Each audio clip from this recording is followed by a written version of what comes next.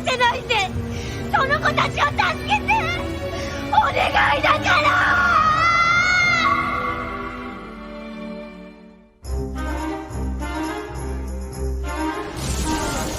忍法来世子供に泣いて助けてって言われたら Depuis Enies Lobby, après 15 ans, Nami retrouve enfin un adversaire de taille. Un adversaire contre qui elle va devoir se surpasser. Contre qui elle va devoir développer de nouveaux pouvoirs. Nami quoi. Ça fait tellement plaisir. À la toute fin du chapitre, elle a le regard de son capitaine. Elle est tellement belle. Et ça, on l'avait pas vu depuis Arlong Park. Le chapitre 1012 de One Piece est tellement rafraîchissant. Il nous ramène à tellement de bons souvenirs, que ce soit des interactions drôles des Mugiwara ou celles beaucoup plus sérieuses. On a plein de choses à décortiquer ensemble, mais juste avant, on aimerait vous montrer quelque chose dont nous sommes très fiers et qui aide surtout énormément la chaîne. On se retrouve juste après. Vous aimez les shonen mais vous avez grandi, alors Chainsaw Man est fait pour vous. Le nouveau manga de Tatsuki Fujimoto, auteur de Fire Punch, qui présente ici son nouveau chef-d'œuvre destiné à un public mature. Jeune adolescent, Denji a tout perdu et croule sous les dettes. Son seul moyen de s'en sortir est de devenir Devil Hunter, chasser les démons au péril de sa vie avec son chien démon Pochita. Seulement, c'est aux portes de la mort que Denji fusionne avec son chien tronçonneuse et devient une anomalie démoniaque surpuissante.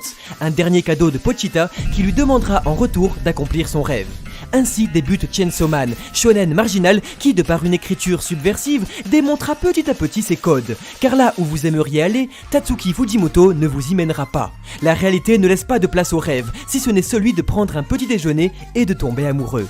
Une histoire envahie de démons, d'hémoglobine, de combats trash, mais débordante d'humanité, portée par des personnages emplis de défauts, déséquilibrés, insensés, perchés, mais toujours honnêtes et profondément humains. Des hommes, des femmes et même des démons à qui l'on s'attache grâce à des vertus allant de leur personnalité cynique jusqu'à une plastique très soignée et originale. Alors lancez-vous, lisez Chainsaw Man, vous ne serez pas déçus, car en plus le papier ça sent bon. Les 8 premiers tomes sont déjà disponibles aux éditions Kazé, alors rendez-vous dans la description pour découvrir cette toute nouvelle et grande histoire qui réinvente le genre shonen. Oh oui, vous allez voir que les êtres humains sont de véritables démons. Ou peut-être est-ce l'inverse.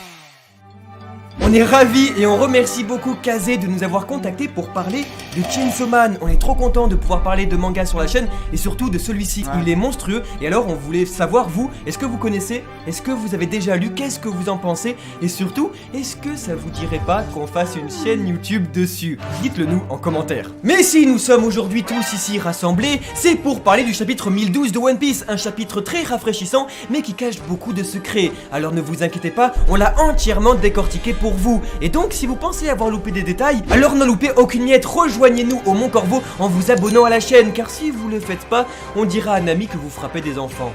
Quoi? Ah oui, et aussi, il va de soi qu'en dessous de la vidéo, on veut autant de pouces bleus que la prime de Roger a de Berry. Bonne chance. Le retour du meilleur duo de One Piece enfin réuni, un power-up pour la plus grande navigatrice des mers et les nouveaux Mugiwara de One Piece. Vous êtes prêts? C'est parti.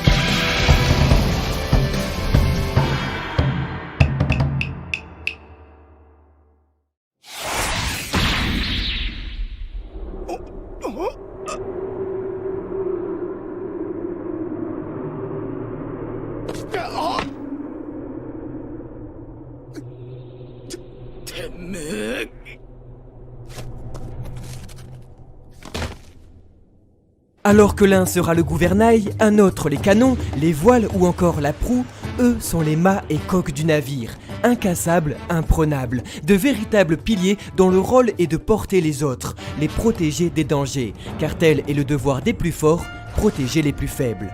Ainsi, et malgré leur comique de répétition et leur rivalité perpétuelle, Roronoa Zoro et Vince Mock Sanji représentent la confiance tacite des Mugiwara, une amitié fraternelle et une complicité muette qu'ils n'admettront jamais.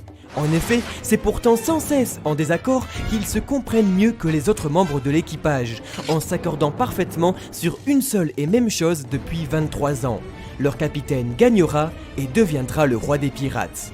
Et parce qu'il a toujours été un poids et une tête de cactus à ses yeux, Zoro le devient réellement. Une momification qui ne sera pas sans rappeler celle d'Usopp à Alabasta, et une croix nous plongeant 23 ans en arrière où le chasseur de pirates faisait sa toute première apparition attachée à une croix. Ou encore à Kureigana où après son affrontement contre les pacifistas, Zoro était saucissonné à Kumachi. Sanji et Zoro se parlent. Un dialogue et un moment d'intimité précieux que nous offrent les deux frères d'armes au milieu du chaos, nous rappelant celui de Thriller Bark après l'intervention de Kuma.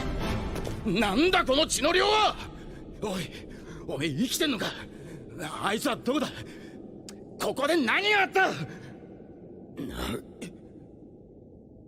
何もなかった。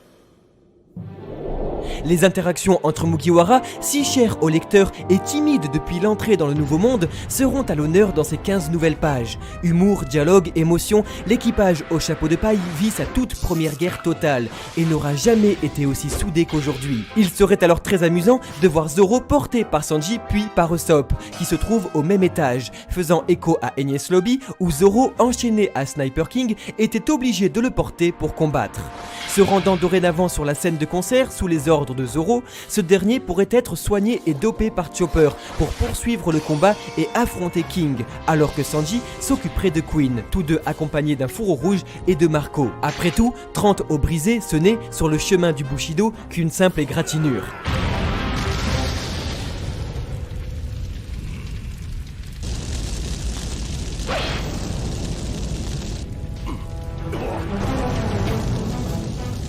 Ainsi, c'est par son 1012e chapitre que le mangaka rendra hommage une énième fois au fameux code d'honneur des samouraïs, où perdre un bras ne sera qu'une simple démangeaison comparée à la perte d'un être cher que l'on n'aura pas su protéger. Alors, si c'est par la vengeance que la bataille a été déclenchée, ce sera par la vengeance qu'elle se terminera, et les fourreaux rouges se séparent une nouvelle fois un par un. Parce qu'il leur était impossible de prendre la tête du dragon, leur auteur fera en sorte que les Kozuki se vengent autrement. Inuarashi vengera donc son peuple en affrontant Jack. Okiku, Momonosuke en affrontant Kanjuro. Ashura Doji, l'image de son maître en affrontant le dessin d'Oden. Raizo, sa carrière de ninja en affrontant Fukurokuju. Et Nekomamushi vengera Pedro en affrontant Perospero qui, au chapitre 1006, avait battu Carrot et Wanda. Tous ont des histoires personnelles à régler. Alors, le ministre des bonbons n'a pas fini d'entendre parler des Minx et va devoir subir la colère du roi du crépuscule. De ce fait, Kawamatsu pourrait, accompagné de Sanji, se venger de Queen pour l'avoir torturé avec de la nourriture empoisonnée pendant 13 ans à la prison d'Udon. Comme Denjiro pourrait se venger des 20 années de frustration à servir Orochi en coupant la dernière et ultime tête du serpent avec Iori, ange gardien présumé des vassaux et qui, au chapitre 950, en faisait la demande. Là serait la plus grande des rédemptions pour Denjiro qui nous avait prévenu et le chien de garde du shogun. 拙者将軍の犬ゆ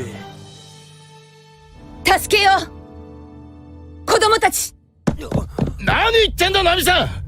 理由がねえよ。子供に泣いて助けてって言われたらもう背中向けられないじゃない。 La petite fille a bien grandi, mais la femme était elle aussi autrefois une enfant. Après les ravages causés par les pirates au royaume d'Oikoto, un officier de la marine trouva deux petites filles, deux enfants que l'adulte suppliait de sauver avant sa propre vie, alors que la mort l'accueillait. C'est parce que nous sommes français qu'il nous incombe de comprendre mieux que quiconque la nature formidable de Nami la chatte voleuse.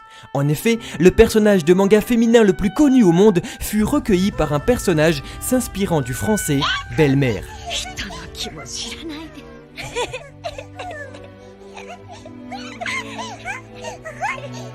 Un rôle qui incombe symboliquement à Nami, véritable maman du manga et des enfants qui l'habitent.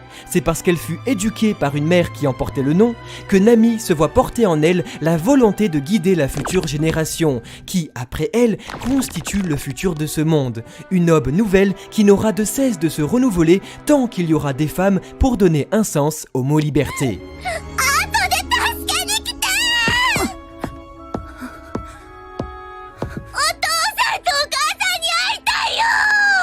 Ainsi, quand un enfant en pleurs lui demande de l'aide, Nami ne peut lui tourner le dos, et le personnage s'inscrit en avance sur ses compagnons comme la première à véritablement incarner un mentor. Un rôle de guide et de conseiller qui, selon Joseph Campbell, apparaît comme prépondérant à tout récit initiatique. 何の罪もない人々を殺戮する海賊が許せない。そう言って村を飛び出して生きよった。 Dans sa jeunesse, Belle-Mère arborait les mêmes traits de visage que sa fille et exprimait le besoin d'assurer la défense des innocents face aux pirates. Nami se repose sur un symbole de violence et de tricherie, mais un symbole qui porte tout aussi bien les valeurs que Belle-Mère portait sur ses épaules décorées. だからこの島に戻るのはいつになるか。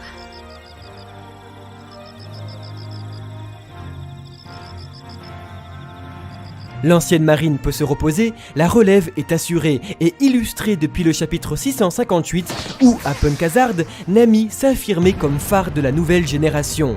Une véritable lumière sur qui les petites filles et les petits garçons du monde entier peuvent compter. Parce qu'elle n'est encore qu'une enfant, la petite fille d'Amigasa a besoin d'une belle-mère pour la guider dans l'immensité qui entoure les frontières de son pays. Alors, Nami, représentation de la fille que nous avons vue devenir femme en 23 ans d'écriture, est bien placée pour la guider, pour les guider tous, aussi violentes les vagues de la vie puissent-elles être, car après tout, elle est la future et plus grande navigatrice de ce monde.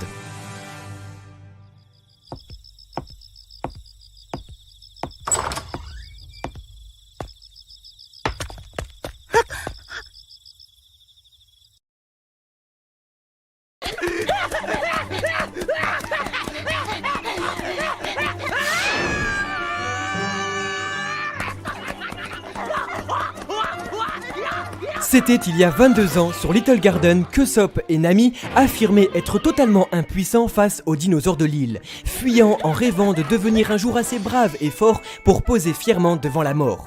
20 ans plus tard, les deux plus faibles des Mugiwara font de nouveau face à des dinosaures, et il est stupéfiant de constater à quel point l'auteur les aura pourvus d'une évolution invisible car écrite sur 2 décennies.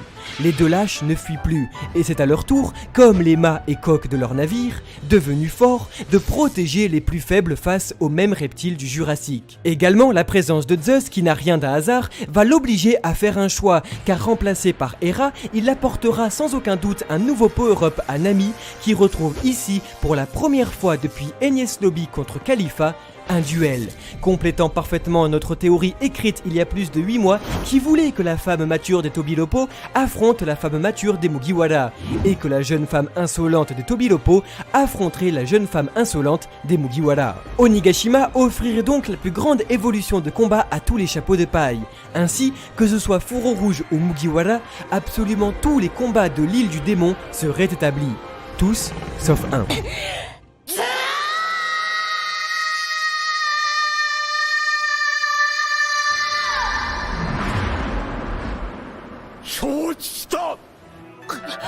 Comme son père avant lui, ou comme Luffy après Roger, Momonosuke est sensible à la voix de toute chose, et annonce que le chapeau de paille et Kaido ont entamé leur combat. Seulement, la présentation de ce dernier au chapitre 795 indiquait qu'en 1 contre 1, que ce soit dans le ciel ou sur terre, personne ne pouvait le vaincre. Alors, Yamato devra aller aider Luffy en s'opposant directement à son père pour clore son arc narratif d'émancipation. Mais, à court de moyens et en manque de temps pour se rendre sur le toit, la fille de Kaido devrait compter sur le courage éveillé de Momonosuke, qui se transformerait en dragon pour porter Yamato au sommet d'Onigashima, comme il l'aura fait avec Luffy au tout début de son intrigue. Cette fois-ci non pas inconsciemment, mais totalement sûr de lui. Alors, héritier de la volonté d'Oden Kozuki, Yamato protégerait son prince qui, au chapitre 970, était présenté comme celui qui pouvait battre le dragon.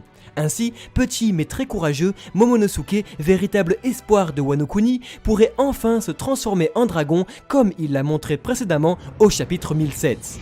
Ainsi, la boucle serait bouclée, les deux dragons se rencontreraient enfin, et la saga des Kozuki, commencée il y a 11 ans, entrerait dans son ultime climax, où Yamato, par son fruit du démon, se transformerait en tigre blanc royal, comme le laisse penser son début de transformation au chapitre 996 face à un Sasaki apeuré.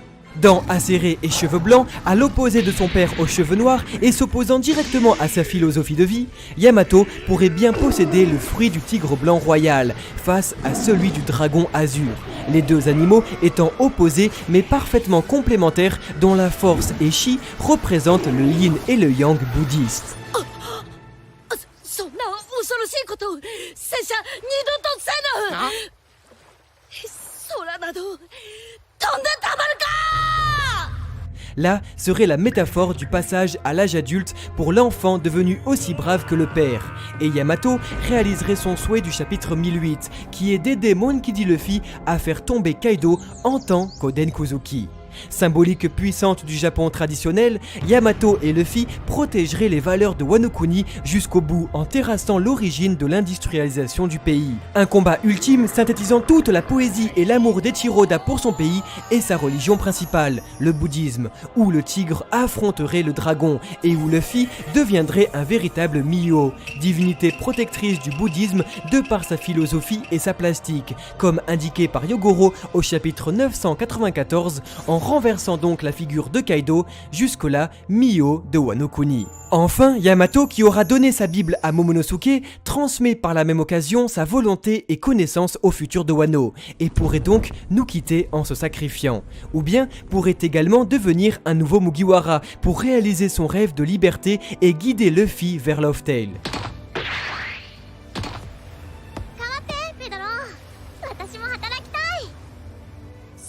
Tout comme Carrot, qui aura pris goût à l'aventure, pourrait également rejoindre les chapeaux de paille pour tenir le rôle de vigie qu'elle occupe depuis l'arc de Zo. Est-ce que alors Yamato a un rôle après Onigashima, ou bien va-t-elle imiter son idole en se sacrifiant? Dites-le nous en commentaire, qui voyez-vous comme prochain Mugiwara, Yamato ou Carrot?